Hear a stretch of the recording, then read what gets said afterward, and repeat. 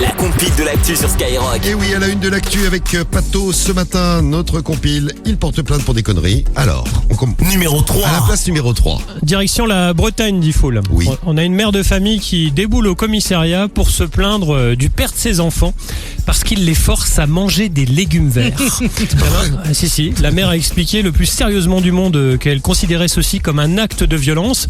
Évidemment, policiers sont obligés de prendre la plainte, de la transférer au parquet de Quimper, qui a aussitôt envoyé un communiqué à l'AFP pour dire que manger des carottes, des haricots, des brocolis et des choux-fleurs via des enfants, n'est pas un acte de violence. Oui, il n'a pas tort. En plus, c'est bon de manger des légumes, 5 fruits et légumes par jour. Bah oui.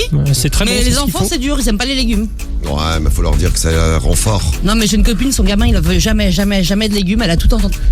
Faut les habituer des tout petits. La mienne, elle en mange. Tu lui mets une claque dans la gueule.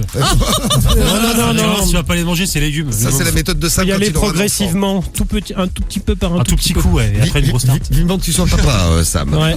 Il plaisante, bien sûr. Il est juste Évidemment. un petit peu énervé. Pas du tout. À la place numéro 2. Numéro 2. On file aux États-Unis, c'est un salarié qui a porté plainte contre son entreprise. Alors pourquoi il a porté plainte contre son entreprise? Parce que l'entreprise l'avait renvoyé. Ouais. Et pourquoi l'avait renvoyé l'entreprise? Pour un motif pourri ou pas? Pour un motif pourri. Ça dépend. Moi, si je suis les collègues, je suis content qu'ils soient foutus dehors. Il pue. Il pétait. Bonne réponse de Cariole. Ah ouais? Il pue, donc Karim, c'était pas mal. Mais Cariole, c'est bien, c'est en plein dedans. Il s'estimait victime de discrimination.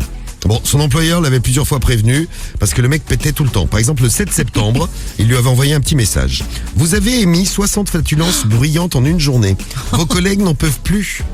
Voilà, l'un des managers l'avait invité à se contrôler d'ailleurs, il lui avait dit, il faut se contrôler, il faut se soulager dans les espaces détente. T'es content, tu bois un café, t'as l'autre qui arrive.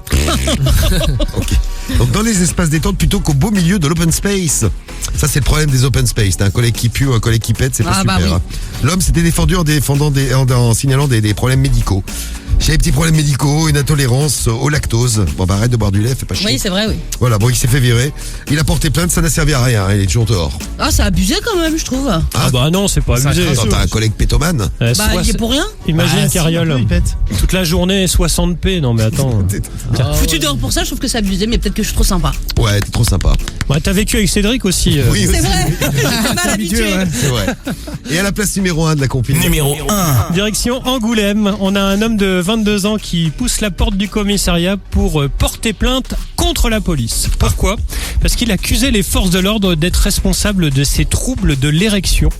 Alors au début, l'agent se dit merde, on l'a peut-être mis un coup de matraque dans les testicules ou quoi, il y a peut-être un problème. En fait, absolument pas.